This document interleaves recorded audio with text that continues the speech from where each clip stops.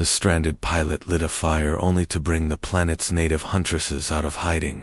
Kyle Mercer's eyes fluttered open to a world of white and pain. The bitter cold bit through his flight suit despite its thermal lining, and the taste of copper lingered in his mouth. His fighter, the SSV Artemis, lay in twisted ruins around him. Black smoke curling into an alien sky, where unfamiliar stars were beginning to appear. "System check," he croaked, his voice barely audible over the howling wind. His neural implant flickered to life, projecting data across his field of vision. Pilot status, multiple contusions, possible concussion, core temperature dropping, ship status, catastrophic failure, emergency beacon damage, location unknown. "Well, that's just fantastic," Kyle muttered, pushing himself to his feet. The memory came back in flashes. The ambush by Scion Raiders, his desperate, evasive maneuvers, the decision to dive into the atmosphere of this uncharted planet rather than face certain death in the vacuum of space. He'd survive for now. Kyle stumbled through the wreckage, salvaging what he could. The emergency kit was intact, though its contents were pathetically inadequate for an alien world. A basic medkit, some nutrient bars, a multi-tool, and a small plasma lighter. Night was falling fast, and with it came a bone-deep cold that made his teeth chatter. Kyle's military training kicked in. Shelter, heat, signal, in that order. Using debris from the Artemis, he constructed a makeshift windbreak. Then, gathering what flammable materials he could find, seat cushioning, insulation, and some local vegetation that resembled dry brush, he set to work building a fire. The plasma lighter sputtered in his trembling hands. "Come on, you piece of the flame caught," and soon a small fire blazed before him, casting golden light across the frozen landscape and illuminating his face with its warm glow. Kyle pulled the damaged emergency beacon from his pack. If he could repair it, maybe the United Earth Fleet would find him before he froze or starved. His fingers, stiff with cold, worked methodically on the delicate circuitry. So focused was he on his task that he didn't notice the subtle shift in the environment around him. The local wildlife, which had been making faint chittering sounds since dusk, had fallen completely silent. It wasn't until he heard the soft crunch of snow that Kyle's head snapped up, hand instinctively moving to the pulse pistol at his hip. 3 figures stood at the edge of his camp, illuminated by fire light, humanoid in form, but unmistakably alien. Their skin had a silvery luminescence that seemed to reflect the starlight, and their eyes, pale, almost colorless, studied him with predatory intensity. The one in front, clearly the leader, took a step forward. She was tall and lived with platinum hair, braided tightly over one shoulder. Her attire consisted of fitted gray bands and light fabric that left little to the imagination, while somehow conveying both deadly capability and an otherworldly allure. A bow was gripped in her slender hand, and Kyle could see the arrows in the quiver strapped to her back. Her companions, similarly dressed, remained slightly behind her, weapons at the ready. Time seemed to freeze as Kyle locked eyes with the Huntress, his heart hammered in his chest, adrenaline flooding his system. Fight or flight, neither seemed like a good option. The alien woman's lips curled into what might have been a smile, though it did nothing to soften the predatory gleam in her eyes. Slowly, deliberately, she lowered her weapon, though her gaze never left him. It was a gesture, Kyle realized, not of surrender, but of... "Well," Kyle said, breaking the silence, his voice steadier than half. "I guess I should have checked if this planet was uninhabited before you crashed my ship here." The alien Huntress tilted her head, studying him with thought-unsettling pale eyes. Then, to Kyle's absolute shock, she spoke. "Fire-bringing her," she said, her voice melodic, but with an accent unlike anything Kyle had ever heard. "You are far from your star." "Haha." Kyle's mouth full open. "You speak English?" The Huntress stepped closer, the firelight dancing across her silvery skin. "We speak many tongues. Yours is simple. Onaf, her companions, made a sound that might have been laughter, and Kyle felt a flush of indignation despite his precarious situation. I'm Lieutenant Kyle Mercer, United Earth Fleet, Hest, straightening his posture despite the pain in his ribs. My ship was attacked. I didn't mean to trespass on your world. The leader studied him for a long moment, then gestured to the fire. You bring light to the darkness. On the coldest night, she touched her chest. I am Anne, first hunter of Thalirian clan. Kyle relaxed slightly, though his hand remained near his weapon. Nice to meet you, Nara. I don't suppose you have a communication system I could use, or maybe a way off this ice cube. Anne's expression remained inscrutable. The storm comes. Death follows. Your fire draws both. She glanced at the horizon where dark clouds were gathering. Come with us, Firebringer, or join the frozen. Kyle looked from the alien Huntresses, to his meager camp, to the approaching storm. It wasn't much of a choice. Lead the way, he said, gathering his salvage supplies, as he followed Nar into the alien night. Kyle couldn't shake the feeling that he'd just jumped from the frying pan into something much more complicated than fire. The journey through the frozen wilderness was arduous. Kyle trudged behind Nar, his boots crunching through snow that reached mid. The two other Huntresses flanked them, their silver skin almost luminous against the dark landscape. How much further? Kyle skeethed, his breath forming clouds in the frigid air. Nara glanced back, her pallies assessing him. Your kind tires quickly. My kind usually doesn't crash land on ice planets, Kyle retorted, then immediately regretted his tone. Antagonizing his only hope for survival wasn't the smartest move. To his surprise, Nar's lips curved into something resembling a smile. You have spirit, Firebringer. Good. The weak do not survive the long dark. They crested a ridge, and Kyle stopped short. Below them, nestled in a valley protected from the howling winds, stood a settlement unlike anything he'd seen before. Structures of bone and ice rose from the snow, their surfaces adorned with intricate carvings that caught the starlight. Steam rose from vents in the ground, suggesting geothermal heat sources beneath. The hearth of Lyria, Nar announced with unmistakable pride. Our home since the Great Exile. As they descended toward the settlement, Kyle noticed movement. More of the silver-kinned aliens emerging from dwellings, their attention fixed on him. Most were female, he realized, withinly, a few males, visible among them. Your arrival will cause interest, Nara said, noticing his observation. Male visitors are rare and valued among my people. Valued? Kyle asked, suddenly wary. The huntress beside Nara, who had introduced herself as Vela during their journey, laughed softly. She means our females will compete for your attention, human. Your kind is compatible with ours and new bloodlines are precious. Kyle nearly stumbled. I'm sorry. What? Vela speaks too freely, Nasade sharply.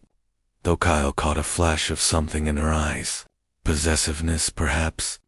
You are a guest of the first hunter. None will claim you without my permission. Claim me. Kyle's voice rose an octave. Look, I appreciate the rescue, but I'm not surprised to be. This storm comes, Nar interrupted, pointing to the horizon where dark clouds boiled. We will discuss customs later. They entered the settlement, where Kyle became the center of intense scrutiny. Lion females of various ages gathered, whispering among themselves as they studied him. Their silver skin, Kyle now noticed, had subtle patterns, unique touch, individual, like fingerprints. Nara led him to one of the larger structures. Inside, it was surprisingly warm. Furs covered the floor and a central fire pit cast dancing shadows on walls, decorated with weapons and what appeared to be star charts. You will stay here, Nara said. My dwelling. Kyle raised an eyebrow. With you? Is they? There was a challenge in her tone. Despite his exhaustion and the absurdity of his situation, Kyle felt a rush of heat that had nothing to do with the fire. Nar was undeniably attractive, an alien predatory way that both unnerved and intrigued him. Not objectionable, he said carefully, just unexpected, and approached him close enough that he could feel the unusual heat radiating from her body. Your enemies are our enemies. Kyle Mercer, the Scythian raiders have long plagued our hunting grounds, stealing our resources, killing our people, so that's why you're helping me. Enemy of my enemy. That is one reason. Her pale eye studied him with unsettling intensity. There are others. Before Kyle could respond, a horn sounded from outside, deep and resonant. The council summons, Nar said. They will want to know of the Scythian presence and of you. What should I expect? Questions. Many questions. She reached out, her fingers brushing his jaw in a gesture that seemed both possessive and curious. And challenges the other hunters will test your worth. My worth is what? An ally or breeding stock?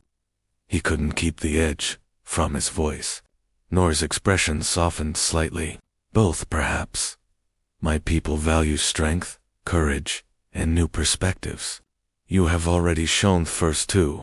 The third remains to be seen. She moved toward the entrance, then paused. Rest, eat. There is food by the fire. I will return after the council meeting. As she turned to leave, Kyle caught her arm. The contact sent an unexpected jolt through him. Her skin was smooth and warm, almost feverishly so against the surrounding cold. Nara, he said, suddenly aware of how close they stood. Thank you for saving my life. Something flickered in her pale eye. The journey took less than an hour, but every minute felt like an eternity to Rhett. Nyx moved through the frozen wasteland with supernatural grace, never stumbling, despite the treacherous ice and near-total darkness. The two other huntresses who Nyx had identified through gestures as Kess and Vera maintained a protective formation around him, their eyes constantly scanning for threats. Whatever predators lurked in the darkness, they gave the group a wide berth. The entrance to the Valen settlement was almost invisible, a crack in a glacier wall that seemed barely wide enough for a person. But once Nyx slipped through, Rhett found himself in a tunnel that opened into something miraculous. The cavern stretched vast and cathedral-like before him. Its walls formed entirely of crystal clear ice that refracted light from thousands of bioluminescent organisms growing in veins throughout the structure. The effect was breathtaking, like standing inside a frozen aurora. But despite the beauty, the cold was absolute. Rhett could see his breath forming thick clouds, and ice crystals formed on his eyelashes with each blink. Figures emerged from dwelling spaces carved into the cavern walls, more of the opalescent-skinned people, their luminescent markings creating a constellation of soft lights in the dimness. They gathered in a cautious circle, their storm-gray eyes fixed on Rhett and the precious flame he carried. An older female approached, her crystalline hair, long and elaborate, woven with what looked like carved bone ornaments. Her bioluminescent patterns were more extensive than the others, covering her arms in intricate spirals. When she spoke, her voice carried authority, and Nyx bowed her head respectfully before responding. The exchange was rapid and intense. The elder's eyes kept drifting to the fire in Rhett's makeshift torch, and he saw something he recognized, despite the alien features, longing mixed with fear. Finally, Nyx turned to him and began what was clearly an attempt at communication. She pointed to the elder and said, "Thesa." Then she made a complicated gesture that involved touching her forehead and heart, perhaps indicating respect or leadership. Rhett nodded. "Leader. Chief. I understand." Nyx's expression brightened at his comprehension. She pointed to the fire, then made a gesture of cold, wrapping her arms around herself and shivering. Then she pointed to the gathered Valen, and Rhett understood. These people were freezing in their own home. "You don't have fire," he said slowly. "You've forgotten how to make it." He thought of the human colonies that had lost vital knowledge when cut off from Earth. How quickly technology became mystery when no one alive remembered how it worked. These people must have lost fire generations ago, and the cold had driven them underground. Thesa spoke again, and Nyx translated through gestures.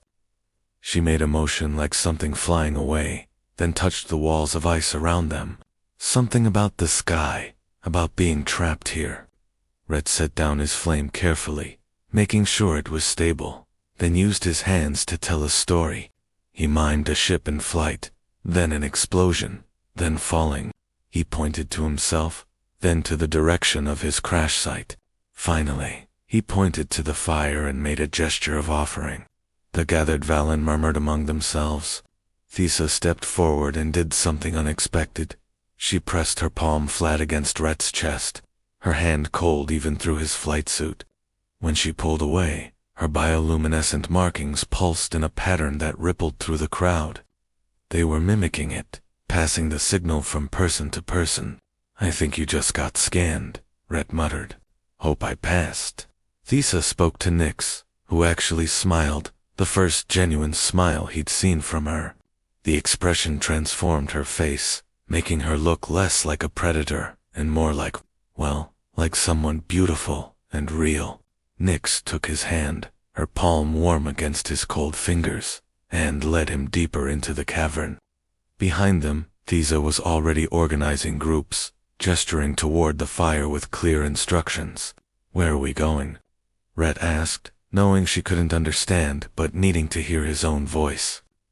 Nyx squeezed his hand and said something in her melodic language. The tone was reassuring, almost gentle. She led him to a dwelling carved into the crystal wall. Larger than the others and decorated with carved symbols he couldn't decipher. Inside, the space was austere but elegant. Furs, the first organic material besides wood he'd seen, were arranged on benches carved from ice. Weapons hung on the walls alongside what looked like star charts etched into panels of dark stone. A depression in the floor appeared designed for a fire, though it was empty and had clearly been unused for a very long time. Nyx released his hand and began gathering materials, dried vegetation that looked like it had been carefully preserved. Some kind of fibrous material, and what appeared to be animal fat stored in carved ice containers. She looked at him expectantly. Rhett understood. A test. Could he create fire without his salvaged technology? He knelt by the fire pit, examining the materials. The dried vegetation would work as kindling, and the fat would burn hot and long, but he needed a spark. His plasma lighter was nearly depleted, but the Valen needed to learn a method they could reproduce themselves. "Friction," he said, looking around. He found 2 pieces of the dark wood and began demonstrating the Bowdrill method, using fibrous material as a cord. His first attempts were clumsy, his cold fingers struggling with the coordination. But Nyx watched with intense concentration, and when he faltered, she knelt beside him. Her hands covered his, guiding his movements. This close, Rhett could see the intricate patterns of her bioluminescence. The way they pulsed gently with what might have been her heartbeat. Her breath was warm against his cheek, and he caught a scent like winter flowers, something crisp and clean. Together, they worked the drill. Smoke began to rise from the wood, then a tiny ember glowed in the prepared tinder. Nyx's eyes widened, and her markings flared brighter. Rhett carefully transferred the ember to the fire pit, feeding it dried vegetation and breathing life into the flame. When the fire caught and grew, Nyx made a sound of pure joy. She turned to him, her face illuminated by the dancing firelight. And something passed between them, a moment of connection that transcended language. Her hand found his again, and this time the touch felt different. Not guiding, not reassuring, something more. "Nyx," he said softly, testing the sound of her name. "Rhett," she replied, and the way she said it made his name sound like music. The moment was interrupted by voices outside. Thesa entered, with several other Valen, all eager to see the new fire. Nyx demonstrated the Bowdrill method, her movements precise and confident now that she understood the principle. Within minutes, others were attempting it, and the sound of excited conversation filled the dwelling. Over the following days, Rhett became a teacher. The Valen were quick learners, and soon fires burned in dwellings throughout the crystal caverns. The change was immediate. The oppressive cold receded, replaced by warmth that brought laughter and energy to a people who had been slowly freezing for generations. But Rhett's integration into Valen's society revealed complications. He learned through observation and Nyx's patient teaching that the Valen had a complex social structure built around hunting prowess and bloodlines. Nyx, he discovered, was not just a skilled huntress. She was Thessa's daughter and heir to leadership. Her attention to him hadn't gone unnoticed. He caught other Valen watching them with expressions ranging from curiosity to disapproval. One huntress, in particular a striking woman named Syrah, with markings that spiraled up her neck, like flames, seemed especially hostile to his presence. One evening, as Rhett sat by the fire in Nyx's dwelling, attempting to repair his damaged communicator with salvaged parts, she entered with unusual tension in her movements.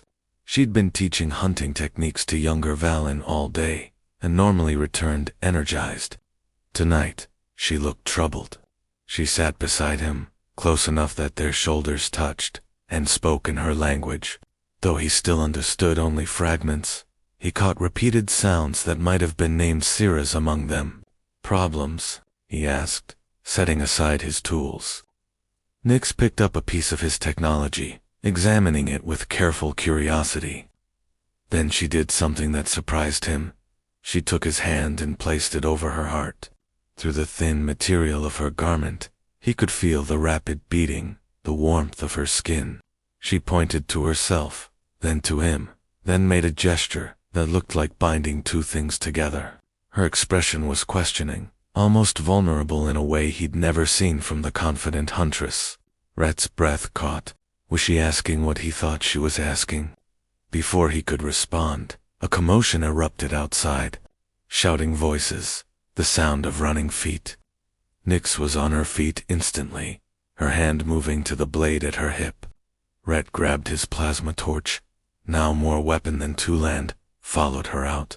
The central cavern had gathered into a crowd, all facing one of the tunnel entrances. Kes and Vera stood at the front, supporting a wounded Valen between them.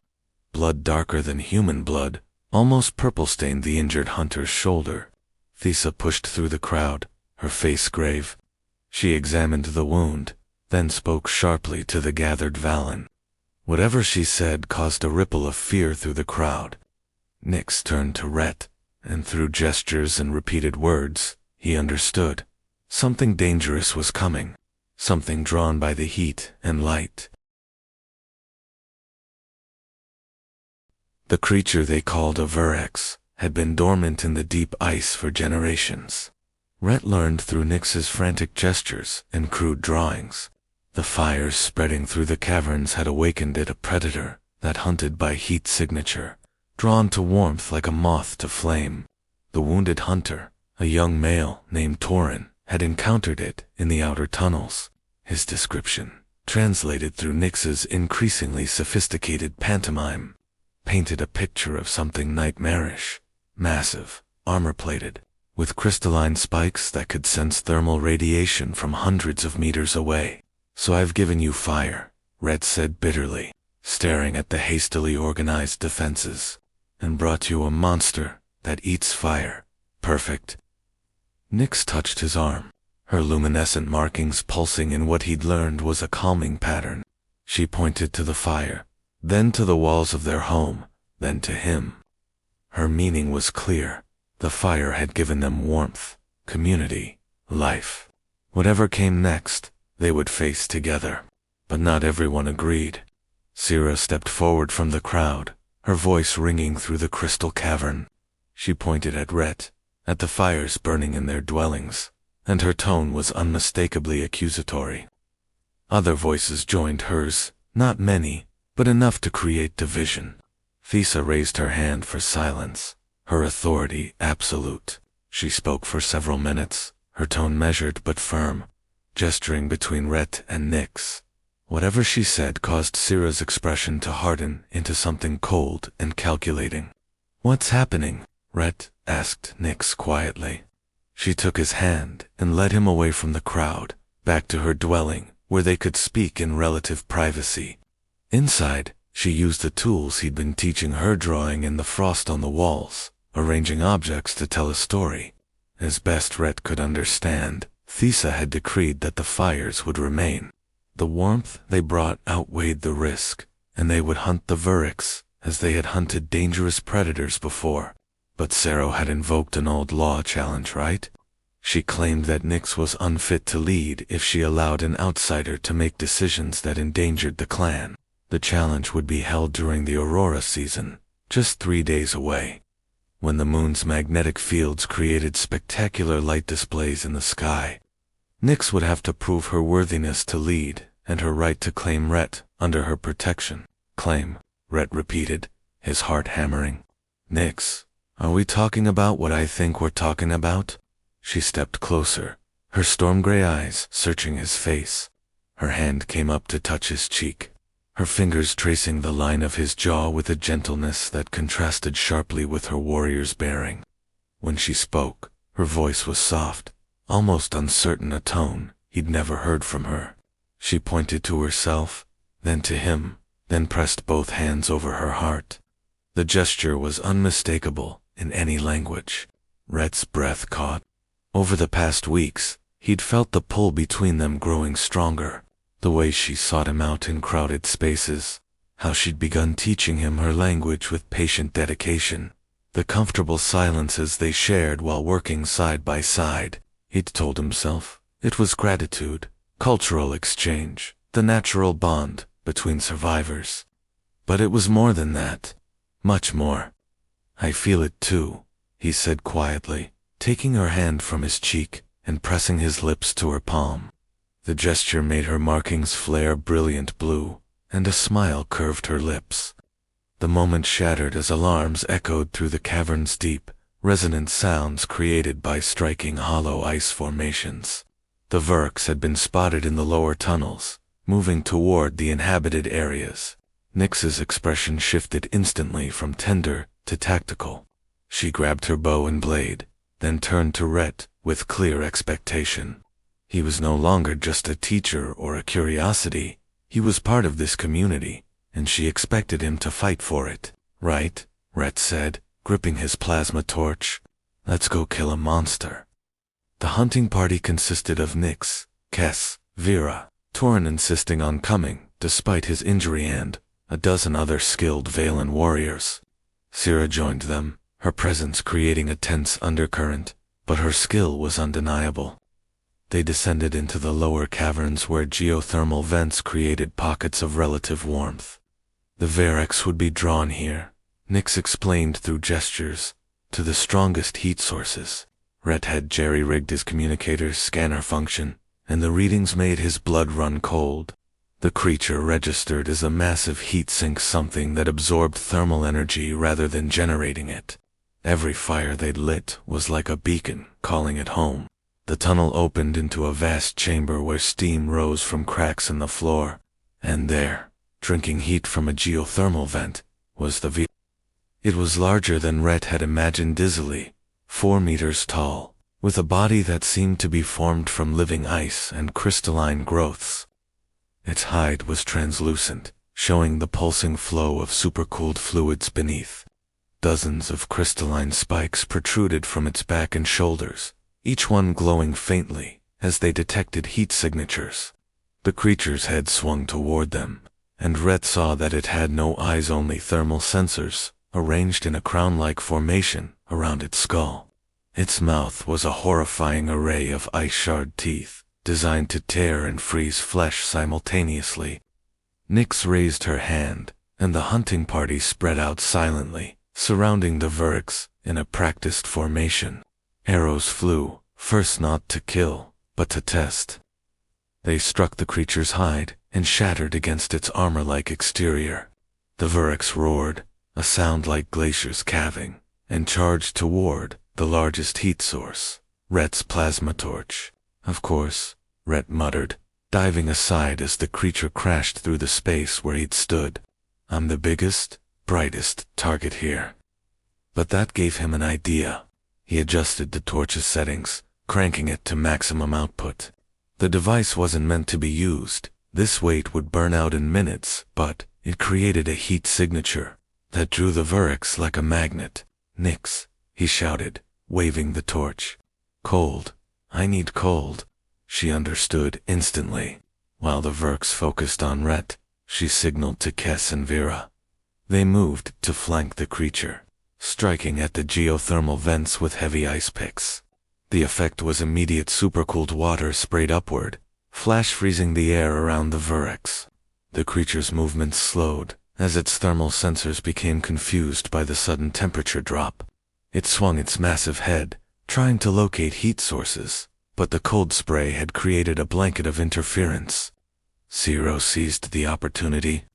She moved with breathtaking speed, her blade finding gaps in the creature's crystalline armor. Dark fluid sprayed from the wounds the Vurex's supercooled blood, freezing the instant it hit the air. But the creature wasn't defeated. It lashed out with its spiked tail, catching Sierra across the ribs and sending her flying into the cavern wall. She hit hard and didn't get up. Nyx's anguished cry echoed through the chamber. Despite their rivalry, Sierra was still her clan sister. The distraction nearly cost Nyx her life, as the Vurex turned its attention toward her. Rhett didn't think. He ran forward, plasma torch blazing, and drove it directly into one of the creature's thermal sensors. The device exploded in a shower of sparks and heat, blinding the Vurex and causing it to rear back in pain. "Now," Rhett shouted, while it's disoriented. The Valen warriors struck as one. Arrows found the wound Sarah had opened. Blades drove into joints in the crystalline armor. Torin, despite his injury, climbed onto the creature's back and plunged his weapon into the crown of thermal sensors. The Vurex's roar became a shriek. It thrashed wildly, but the coordinated assault was overwhelming. When Nyx's arrow found the creature's throat, driving deep through a gap in its armor to pierce what passed for its heart, the Vurex finally fell. The massive body crashed to the cavern floor, crystalline spikes shattering on impact. Steam rose from its wounds as its supercooled blood met the warmer air of the cavern. In the sudden silence, Rhett became aware of multiple things at once. His plasma torch was completely destroyed. His hands were burned from holding it too long, and Nyx was running toward him with an expression of pure relief mixed with fury. She grabbed him by the shoulders, shaking him while speaking rapidly in her language. He didn't need translation. She was berating him for his reckless action, while simultaneously checking him for injuries. "I'm okay," he said, then winced as she touched his burned palms. "Mostly okay." Her storm-gray eyes met his, and the emotion there took his breath away. Then she did something that surprised everyone present. She pulled him close and kissed him. It was fierce and desperate, and absolutely perfect. When they finally broke apart, every Valen in the hunting party was staring, some with approval, others with shock. But Nyx didn't seem to care. Her luminescent markings blazed brilliant blue, and she kept one arm around Rhett as if afraid he might disappear. The sound of slow clapping echoed through the cavern. Sierra had regained consciousness, her hand pressed to her injured ribs, but her expression resigned rather than angry. She spoke to Nyx, her tone respectful, then bowed her head in a gesture that clearly acknowledged defeat. "What just happened?" Rhett asked. Kess approached, grinning. She'd been learning bits of Rhett's language, and managed to say, "Challenge, ... done. Nyx, ... strongest. You, ... hers." The trial, Rhett realized. Facing the Vurex together was the trial. Nyx nodded, then gestured to the fallen creature. Through a combination of words, gestures,